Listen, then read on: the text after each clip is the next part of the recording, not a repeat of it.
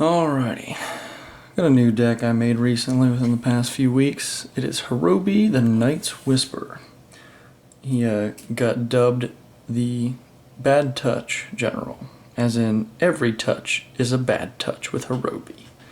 Basically, creature becomes target of a spell or ability, it is destroyed. That comes up ridiculously often in EDH, just ridiculously.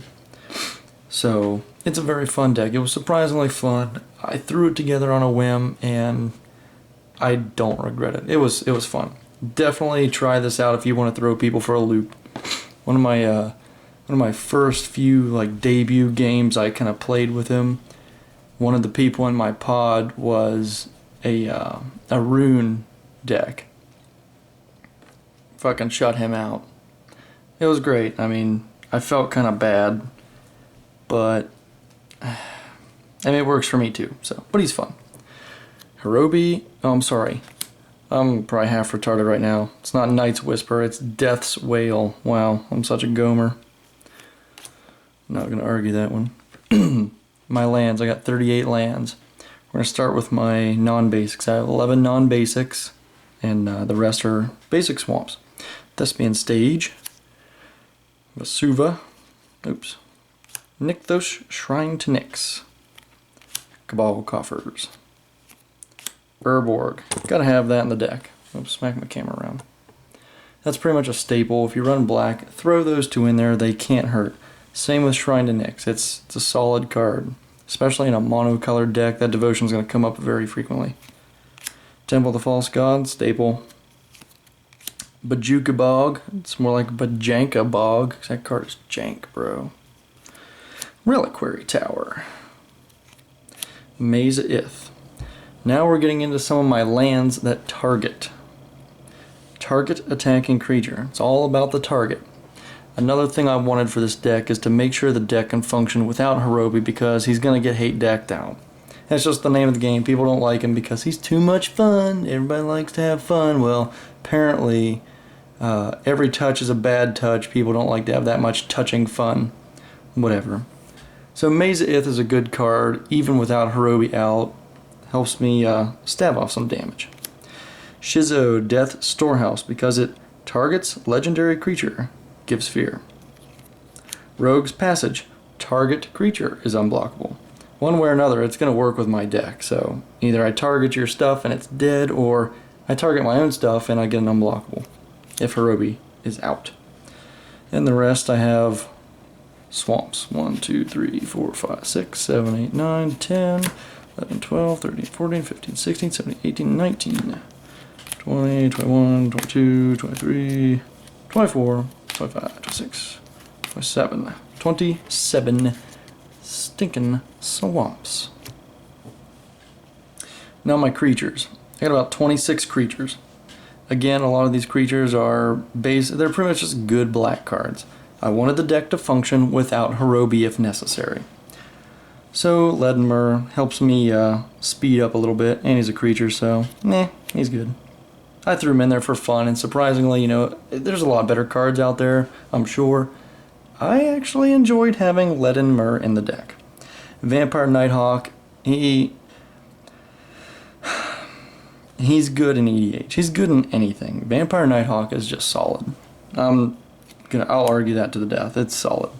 Burnished Heart helps speed me along. That's right. You saw correctly. Hypnotic fucking Spectre. I run that damn Spectre any day of the week. Why? Because they discard at random. I also have a few good discarding mechs in this deck. I don't have as much spot removal because my general itself is spot removal. He's clean removal. I never have issues with spot removal with Horobi out. Not at all. I do have a few board wipes, but I wanted to run a little jank tech with this deck, and I decided to run discard mechs that do discard at random. So Hypnotic Spectre fit the bill as a good creature, an aggressive creature for 3 mana, 2/2 flyer, a good ability that can really screw somebody if he gets hit a couple times.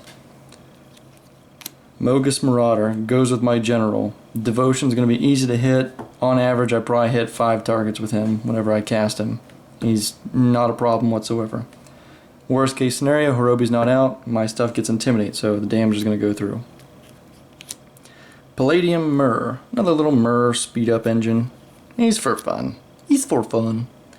Cryptogast. This guy just pretty much helps double my mana. Abyssal Persecutor. Now, I normally don't run cards like this, but in a deck where I can easily kill off my own stuff, I get a good 2 or 3 hits and then he usually dies to somebody else killing him, or I kill him myself. One way or another, he's going to get in some good early damage. Early beats is a 6/6 for 4 mana, flying trample. He basically has no drawback. Oh, excuse me. Solemn Simulacrum, it's a staple. Erebos, God of the Dead. He's a little bit of a draw mech in my opinion. That's kind of what I use him for. Again, the devotion is very simple. If I got 5 black mana symbols, which my general and Erebos alone give 3, so 2/3 of the way there. Opponents can't gain life. He's indestructible, so you can't target him. I mean, you can still target Horobi, and that happens frequently. In the game where I played, one of the players had Rune out. There was Felden and the new Teysa that's pro creature, which also got killed numerous times because it's pro creature, but it's not pro Shizo Death Storehouse or pro Rogue's Passage, so I killed it that way. Fun games, but opponents can't gain life, so that also is nice. Clone Shell. This is a sneaky little card, and this is probably the second best card to run in a Kiki-Jiki deck. If you look at one of the other deck tech videos with Nick's Kiki-Jiki deck, this guy's a shining star. The only thing better than him, I would say, which it's debatable in that circumstance, is Solemn Simulacrum. I run Mimic Vat in here, and I put him on Mimic Vat, and I'll poop stuff out easily. Grey Merchant of Asphodel. He is kind of like a little miniature Kokusho, and oftentimes I have more than 5 devotion with him. Again, with just my general, just him, that's 4 devotion right there. It's easily over 5. He's kind of a late game recurring thing that doinks people down and takes people out. Drana, she was a choice. I put her in there solely for the ability to target creatures. I mean, 5 mana for a 4/4 flyer, it's not bad. Her ability itself will kill a creature and buff her up, so she can function without my general out. But she's a creature that helps me target, and it doesn't require her to tap. I just pay the mana, boom, hit the target. Skithrid's the Blight Dragon. He is a secondary win condition. Ogre Slumlord kind of works with my general. I kill things, I get a 1/1 Death Touch creature, as long as the Slumlord is out. Now, if people decide to kill my stuff, namely my Horobi, because he's a douche, I still get a 1/1, so I get something. He's not that strong, honestly, and the few times that I did get him out, it wasn't like I hammered everybody else. Not at all. There's probably much better stuff out there, but I thought it was for fun, so he could be replaced. Ghoulcaller Giza. I do run Helm of Possession in here, and I thought it would be fun to put her in because I think she's a good creature by herself. If you're getting ready to kill my stuff, like my general, well, in response, I'll pay 1, tap her, and sack it to put 4 2/2 zombies out. That's easy money right there. Hey, I'll cast my general as soon as I get 2 more mana to pay for it. But she functions with or without the general, and she's solid. Give her a try as a general. That would be fun. Bloodgift Demon. Solid beater, early casting cost for 5 mana. It's not very intensive, flying, and he draws you a card. I throw him in anything with black, damn near. Geth, Lord of the Vault. When there's so much creature destruction running around, he's gonna be working overtime. I also run Cage Sun and Extraplanar Lens, and, Cryptgast, so the mana is never an issue, and you don't require to tap him. It's just pay mana, do the ability. Kokushko, the Evening Star. Oh, So star, much evening. He is a another endgame card that playing him and recurring him, playing him and recurring him. Phyrexian Reclamation, and one of my personal favorites. It's kind of like Oprah's Book of the Month Club. My own personal Oprah's Book of the Month Club card, Tortured Existence. Look that card up. You'll see it later on, but Tortured Existence, easy, cheap, recurring creature engine. So I play Kokosho and the Grey Merchant multiple times in a game easily. Worm Coil Engine, a little bit of life gain. People destroy him, I get 2 creatures. Oops. Grave Titan, he's a solid guy that I play him and he dies. Oh well, I still get 2 2/2s. I play him and attack with him, I get more 2/2s. So he's just a very value creature. He puts out damage. Ink Eyes, again, when so much creature destruction is running rampant, there's going to be a lot of targets in the graveyards. You're never going to be at a loss for targets with Horobi out. I mean, running a mono black deck in general, you should have a lot of ways to destroy creatures. You should be very hard on creatures in your group. So Ink Eyes should never be at a loss for a target. Also, the ninjutsu does not target, so you won't have to sack Horobi if you attack with Horobi turn 5 to Ink Eyes. Sheoldred the Whispering One. What can I say about this little lady or it or thing or guy or whatever the fuck it is that somebody hasn't already said already? So she's pretty good. Runescarred Demon, Tutor on a Stick. It's good. Overseer the Damned. Now this is a new card out of the new Commander products. You get a 5/5 for 7 mana, flying. When it enters the battlefield, you may destroy target creature. That's actually relevant, because again, I run Mimic Vat, so I would put him on Mimic Vat just to kill something. Whenever a non-token creature an opponent controls dies, put a 2/2 zombie onto the battlefield tapped. So again, he can function by himself, but he also functions even better with Horobi out. So you're win-win. You destroy something when he comes in, he dies, recur him, play him again. You get a 2/2 every time.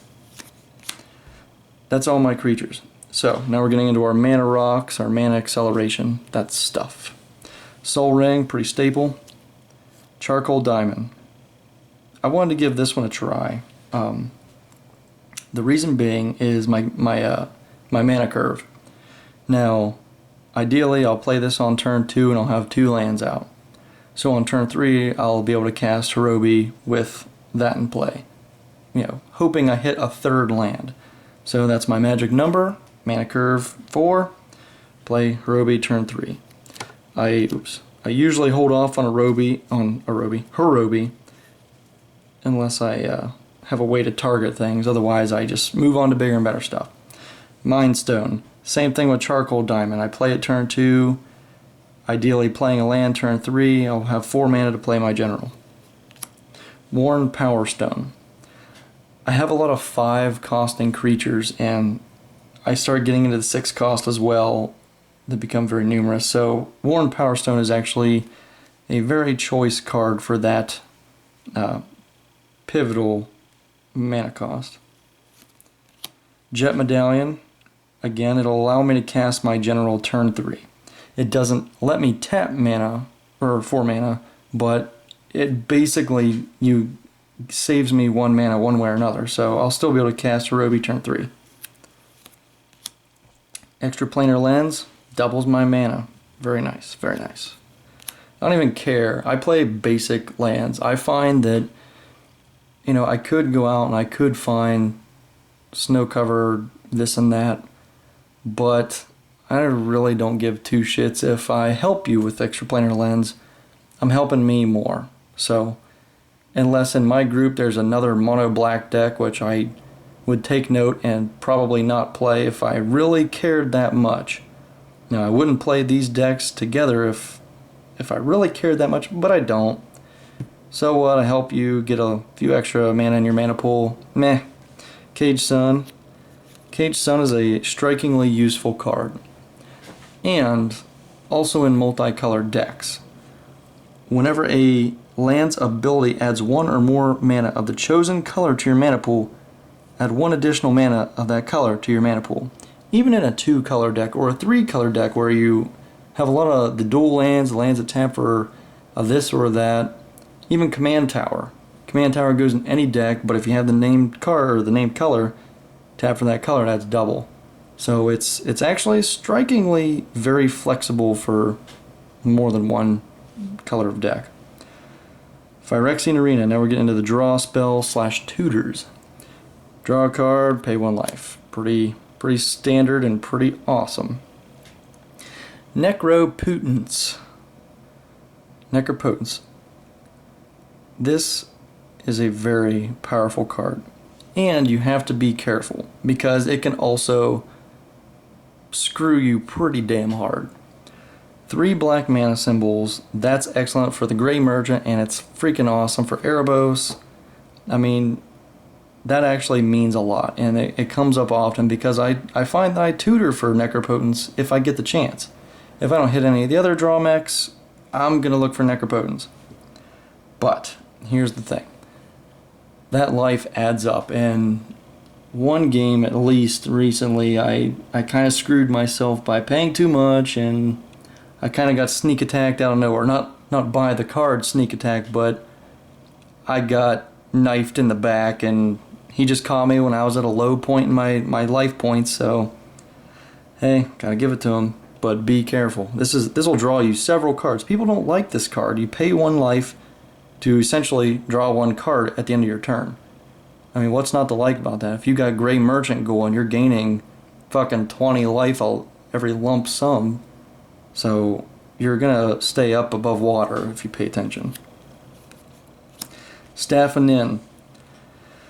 This is very awesome in this deck because A, it draws me cards and me cards alone. I know it's kind of steep at 6 mana, but that's often irrelevant with all the mana doublers and mana acceleration.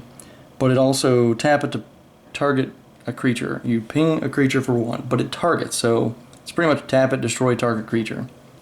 Very, very effective card. Demonic Tutor, pretty standard. Oops. Diabolic Tutor, again, pretty standard. One of my favorite tutors, besides Demonic Collusion, Diabolic Revelation, especially when you get something like Cage Sun or Extraplanar Lens out, which I only use this card when I have like a crap ton of mana like that. Cabal Coffers going, Nykthos going. I usually basically do that whenever I can hit for 5x. So I'm tutoring up for 5 cards, putting them into my hand. That basically wins you the game right there. If you don't win the game within the next few turns, you kind of deserve to lose. I'm not gonna sugarcoat that. Tutor for 5 cards, lose the game. You suck. You suck. My Planeswalkers. I run a 5-bagger of Planeswalkers. I really don't need to, but I like it. It's for fun. Liliana the Dark Realms, she tutors me up a swamp, which is always good, so it's basically drawing me an extra card, in a roundabout way, thinning my deck of lands. And her -3 ability targets. Even by herself, without Horobi out, in a mono black deck, that's probably enough to kill a creature by itself. And her ultimate, which I have gotten off before, is fucking amazing. Again, if you play one of these 2 cards, you get her ultimate off, and you still don't win, man, you got bigger problems. You got bigger issues. You need to figure out your life. Okay, that's basically that. Liliana Vess. She fits the discarding sub-theme, which is fun, and she tutors. Soren Markov. You play him, put somebody at 10, kill the next turn. Basically how you work him. Karn Liberated. Now, I've had this Karn for quite some time, and I'm not a Karn fan. I just don't care for him. Oftentimes, he's 7 mana, exile target permanent, and then somebody finishes him off, so you only get 1 use out of him. At least in my personal experience. But I put him in here just for fun. Mono Black doesn't have a lot of, flexible spot removal like white. White, exiles permanents, shuffles permanents, tucks permanents, whatever. White has a lot of good stuff. Black, not so much. So I put him in there for that, and he also helps destroy people's hands. And the game I played with Rune in that pod, I had him out quite often, and it kind of stunk because what took him down was a frickin' Ugin. Some kid had an Ugin in the group, and I just couldn't keep up with the damage, combat damage that was being dealt to him, and the Ugin damage, and before I knew it, Karn was gone. Speaking of Ugin, Guggen my own Ugin, coining that phrase, did just last week. It's trending. 8 mana. So it's kind of steep, but what he does is amazing. This is a card I'm kind of predicting is going to just incrementally grow just like Karn did. Karn started off at like 15, 17 bucks, which is about how much I got this one for, and now he's above 50, so it's pretty swag. Ugin is steadily climbing that corporate ladder. His +2, which, mind you, he can ultimate in 3 turns, comes in with 7. You +2, deal 3 to target creature or player. So again, he targets, he works with Horobi, and even without Horobi, he can kill off a little creature or just beam somebody upside the head for a little bit of damage. His minus ability exiles permanents with converted mana cost X or less, that's 1 or more colors. So basically he destroys everything but colorless stuff. That's pretty amazing. It's freaking awesome. If you don't have an Ugin, get an Ugin. I'm telling you, my own personal predictions, he's going to be up there with Karn and Jace and Liliana of the Veil. Yeah, that one. He's going to be up there in price before you know it, so snag one now and sit on it. My discard mechs. Mind Twist. This thing came to mind because I can cast it early as turn 3. Somebody will have to discard 2 cards at random. Okay, at random. That really hurts because you always snag at least 1 good card from their hand when it's at random. If they can discard their own cards, they're going to give you all the shit. But this gives you the option of taking something they don't want to discard. And people always sweat bullets when this kind of stuff comes up because they don't want you to take their good stuff. I pretty much wait until about turn 5 or 6, usually around turn 5, and I just make somebody dump their hand. And it super sucks, but it's so awesome. It's so much fun. Please do it. Give it a try. Mind Twist is fun. Mind Shatter. Again, it's just 1 more black than Mind Twist does the same thing. Target player discards X at random. Dump somebody's hand. It's a good old time. Siphon Mind. Now, I had thought originally to put this in with kind of like my draw cards because that's what I kind of count it as. Each other player discards a card, so they get to choose. They only discard 1 for 4 mana, but I draw a card for each card discarded. So even in a 4-player pod, I'm paying 4 mana, dumping a card from 3 people, and drawing 3 cards. So that's not bad. When I'm not playing a 4-player pod, which is very, very rarely, I rarely play games that small. I'm usually in like a 7+, 6+ player pod. So, okay, even in a 7-player pod, I'm making 6 cards, go to the bin, and I'm drawing 6 cards for 4 mana. So you get a lot of value out of it for being as little as it is. Damnation. Now we're getting into my board wipes. I run 3 solid board wipes. Why not? Damnation's pretty much the epitome of board wipe. It's the Black Wrath. Oblivion Stone. Again, going back to the Karn.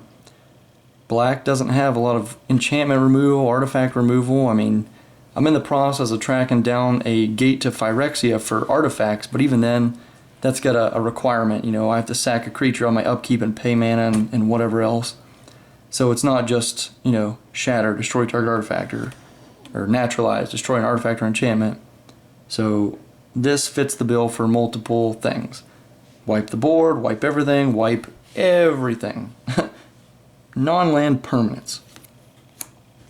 All is dust. Again, unless you're coming up against somebody like a Muzio deck that has a shit ton of artifacts, this is going to hurt everybody. So it's going to take out enchantments, it's going to take out creatures, it's going to take everything out.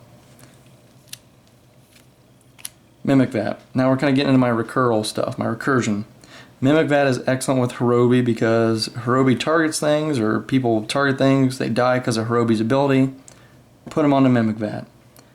I've frequently put on other things like Solemn.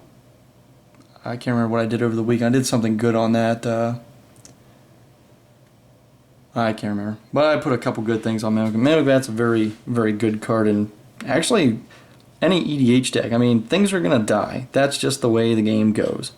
So unless you're playing against somebody that exiles things from graveyards, say the black ley line, that cards don't go to the graveyard, they're exiled instead. Okay, Mimic Vat's pretty much shit there, but other than that, Mimic Vat's pretty awesome. Phyrexian Reclamation, pay 2 life, pay 2 mana, put a creature back in your hand. Tortured Existence, that's Darren Oprah's Card of the Month Club. Definitely give that a try. He's a super sleeper card.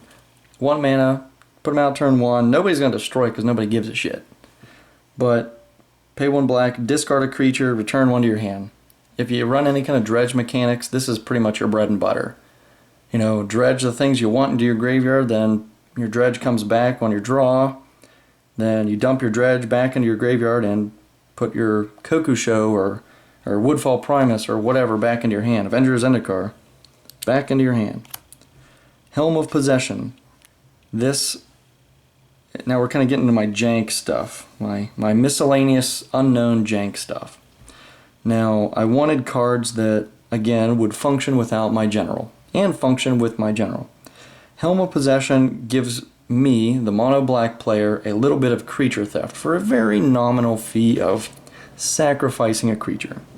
But it targets, so either I sack a creature to destroy a creature, essentially, or I sack a creature to steal your much better and cooler and probably stronger and more menacing creature. Dauthi Embrace, another sleeper card.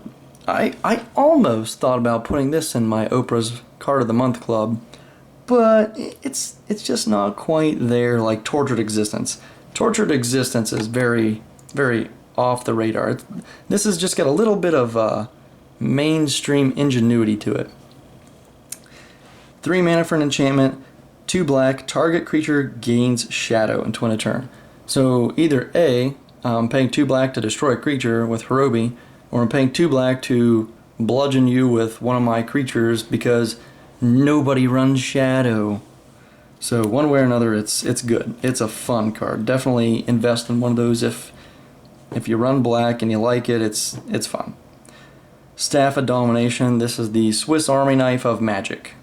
He basically does whatever you want it to do. It targets, it doesn't target, it draws cards, whatever. I mean, if you got all the mana doublers like Cryptghast and Cage Sun, you end up drawing a shit ton of cards. His his 4 mana ability, saves you damage or destroys things with Horobi. And you can also pay even less to destroy a creature with the untap. Hey, I'll untap your creature. Oh wait, trigger, it's dead. So there's a lot of different modes it can go. Cauldron of Souls. This is an all-star for the Horobi deck. This allows me to selectively board wipe all my opponent's creatures, or my own if I choose. You choose any number of target creatures. Each of those creatures gain persistence on a turn. So upon the target, Horobi's trigger goes off. Because of the way the stack works, the trigger resolves first, so the creature dies. Then after the creature dies, that ability resolving, then they would gain persist, but there's no creature to gain persist because they're dead due to the previous trigger. So 5 mana, which is ideal for my curve. It's perfect. 4 mana, play my general. 5 mana, selectively board wipe everything but my stuff. It's perfect. This is my commander, Horobi Death's Wail All-Star. A little bit of life gain with the good old-fashioned, well, not really old-fashioned, but very modest Whip of Erebos. There's not really anything modest about it, but one thing of note is the mana cost. It has 2 black mana symbols in its cost, which comes up very often with my devotion. Gray Merchant frequently finishes games for me. And something like this out, even if I'm not dealing combat damage, it's getting me an extra return to the battlefield trigger, enter the battlefield trigger with its second ability. It gives all my shit lifelink, that's fantastic.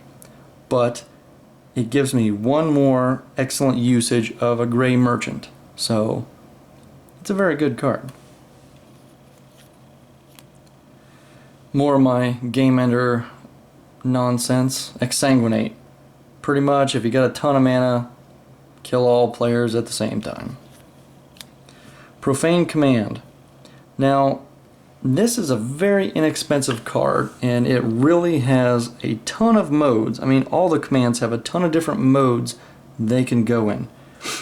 You know, you choose 2 whenever you cast. It's 2 black and X, and I frequently have a ton of mana at my disposal between having Cabal Coffer, Shrine to Nykthos, and all the mana doublers I have, all the mana rocks I have. I frequently have that available. So I can dump easily, 15 mana into this and doink people for 15. Target player loses X life. Return target creature with converted mana cost X or less from your graveyard to the battlefield. Target creature gets -X until end of turn, or up to X target creatures gain fear until end of turn. So I can selectively board wipe, I can selectively doink somebody basically half their life or kill them. I can destroy a creature or return a creature of mine to play. It's pretty much everything you need, nothing you don't. Praetor's Grasp. Now, this is a card that I'm just kind of playing with right now. I haven't actually got to use it yet, but the practical applications, in theory, are pretty good. I mean, I search your deck for something, and I get to play it as long as it remains exiled. So I'm in no hurry, no time frame, until end of turn stipulation. I just turn 3, take something from your deck, maybe even search your deck for something that targets creatures, and then turn 4 cast my general. So there's a lot of fun things that can be done with that. It's just aching for EDH goodness to happen. Lash Wraith.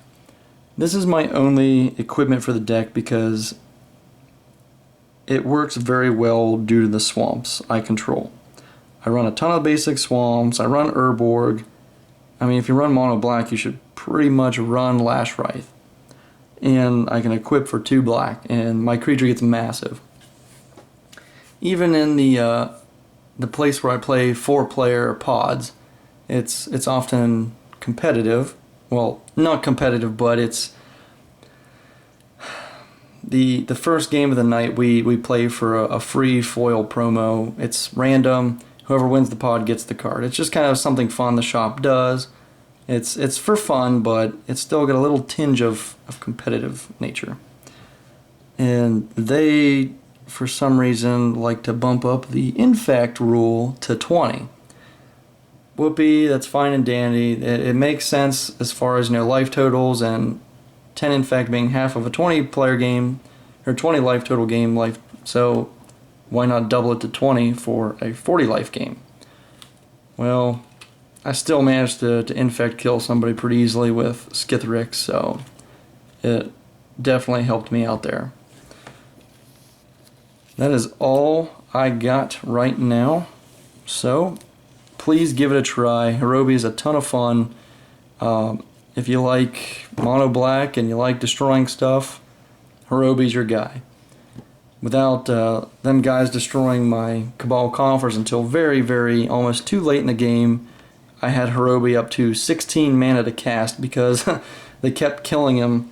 The guy that was running the new Tesa, the one that's pro creature, I kept killing his general with my freaking lands that target creature gains fear with Shizo. So he wasn't playing his, and I pinned down the Felden player with Rogue's Passage, and the Rune player couldn't do anything because all his shit targets. So unless he just wanted to straight up destroy all his own stuff, he couldn't do anything. It was a lot of fun. It's one of those decks that it's not fantastic, but it's fun. So if you want to have a good time, give them a try. What can it hurt, right?